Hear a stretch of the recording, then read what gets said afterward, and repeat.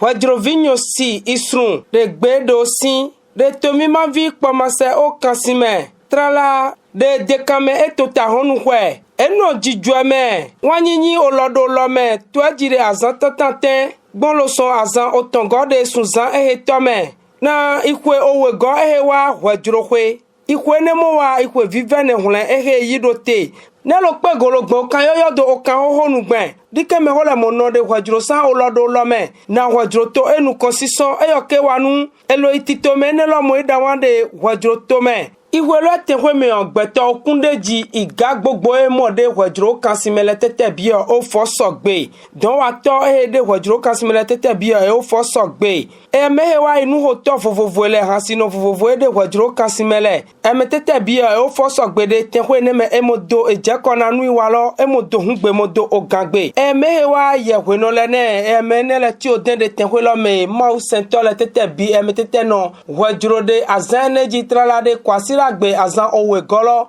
de sunzan memi de ten de ikwe yoyo no yin kwe kekan lo go kokun owe go lo metin hwedro hunhun godo tijue dosu gbe ho han eyo no ten kwe ne me mo da mo do hungbe mo do ogangbe inu wanu eloyi ikwe ne mo idote na hwedro enu kosisone lo na wa mena ho Désiré hunza yirofan DG Gabon ewa gbeto okundeji lopo mo de tito melome olodo lome godo nukonoto hwedrohwe etole elo tonulele elo do hungbe lo do ogangbe o emo wa mo ede ogome tukure tito me ya mo se do te o etorede na organisation go de toro mele o ebi bogo de toro gole e go sonu kon mi mo fa mi gba mo ti haya mi mo lo ho e me de diaspora le e me de village me ngbede ile popo o mo lo wo me comprendre mi dele o e mi lo fa no mi la ikwe po e fo mo se do te et nous avons au moins mon lopon, mon temps de 2020. Au gars, il roule et bétena, mais le pogolo, mon midi de glucaca ou Milano, mon midi de Toulome, au détour pour moi la jeter, jeter, et tout là nous connaissons un million de bâtons, le Kouérou, quand Milano, mon midi. De ko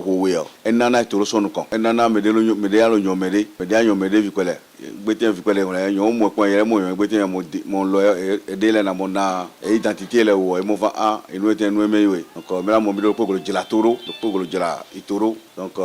inu anu mi no se no tara mo se dawana eyi nu iwa lopo mo idote to elaido olomena eme istrune nyosine emo yiro emenelele fa parrain marraine eyire do adu itogodo inona inu iwane honugbo Sosu Bernard godomino ineso hadonu ewa tofun esio eyelewa eme ehe yinu iwane moido olomena ineso hadonu eyogodo esu tofun ewa hwedrohwe ekenkan lo gokokun we go ni lo etenhwe me jiju ehenu eji emo magodomi ken emo toparo elo enele tete bido ehogbeme mo bio fa igbene no po na nero pe golo lo ton ihun lo do to e mo so ye kan lo mejuro pe o mo do ko gbe lo han po ma seto e su ko wewe o e yo la wa première édition ko tantin lo édition tantin ko e wajuro ko lo vo ilame we gbe o ville e yo pe gwe te he e we ide ke o fan la wa lo ifan o lele pepe no don je o la ten fun kaka mo wa pe lo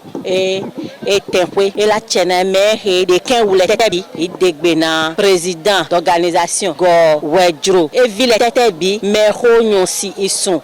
fan nu he no bayi o nu meme ine me lokolopo e la ten mo butakume ipe lo e go na wa pepo mi mo dan duwe mi la butakume fan amu mi no dan bayi do mi to me kwajuro o amu mi la bayi do e mo sonu kan ene lo de tantin bo mi la no po mo ni wana mi no zole mi mo butakume fan amu mi no dan bayi do e go wa dan lo fan mi wa po mo no dan du nu po mo ja wa po ene lo gun le réflexion mi la butakume tan fan amu mi no dan bayi do to lo mo sonu kan do iton olopo sonu kan o me tete bi be sonu kan vo mi do nu gbe pan le hun de wajuro mi go nyu ihen go nu meme taune mi la ten ka mo fan kan fan ihen lo amu mi la bayi do mo jre do e mo wa richesse mo na nu meme wu nga mi ja e we ne izon kan he lo me mo no do be na me tete bi fan o po ma se kan me tete bi o me mais on ils sont vunés ils si vunés vi pe vunés mi la do pe lo de même me ko he no dan wa ten ko lo ko si je la yin na mi lo apinu ya lo agbedidi la médecin de pe Roger Fanu eyewa igamo de nkona dekameon etota honu welo ememino yo fanse ya dekameton wene nui wala tenwe meon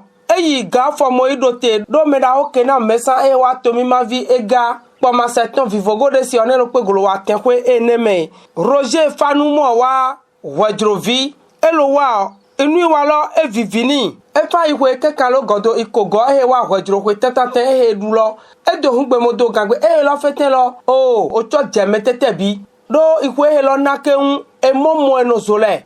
godo ememo le sukulu mo le kwene muwe egbe ye no muwe mo emene lo esu fa enozole kenja mesusu mo no ba ide tenwe lo mene emedie enozole gbode iwe mo le kwene muwe o eno wule enozole olode olome hasino no jiha mo wa dosugbo han tete felo godi je mo no ipo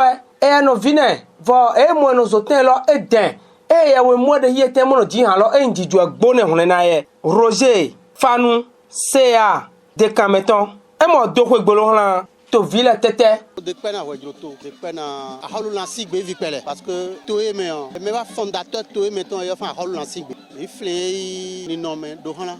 bien que gognou elio inu yo wadama le ewe mi mete bi binomo mi mete bi le yete on ji ju me mi de do fan ko me lo koloko yela don e ko ke mo duwe ko jogan ke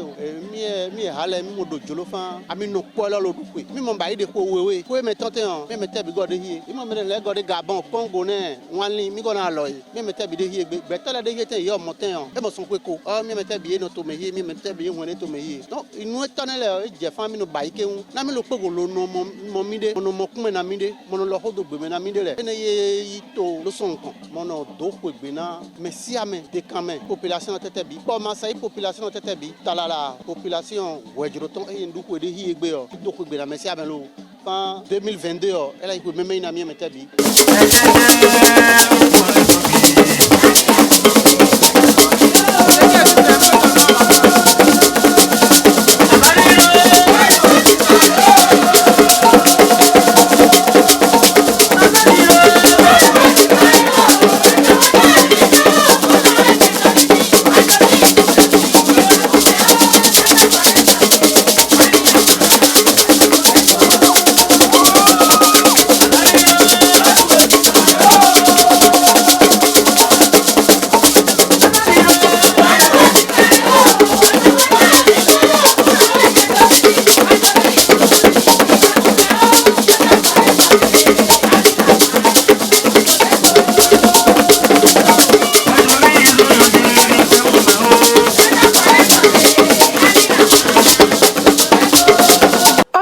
flina mi pon ikwe wa hwajro hweyo wa ikwe ne hore mono nanu konsison wu hwajro eto ikwe lo adudu meyo eyinu fofofo le mo idawan de to dure ikwe kekan lo go ikogolo ena sukulu pagbo meyo ego de hwajro dipele mo le de hwajro mo so fogbon lo so sukulu de idide mo inu mo ve una fi pele na inu pipun elodu ikwe tante lo wenyan etepo mo do esun legbon mo isukulu pagbo meyo lo wa hwajro emo na kofa vikpele te wolo pone lo kemeke ete pogbon emo kun adado son koleme de hwajro tome foi hwe ke kan lo go kokun we go wa hwajro hwe owe go no duten he o inu na da wan de ten yo afa elado ekpetante do na hwajro ohi ebaye ne yo elagowe do ekpetante do na iho me de kajevu godo tugbejevu le o elelede emo yo fa maison des jeunes et loisirs hwajro hwe eduduke o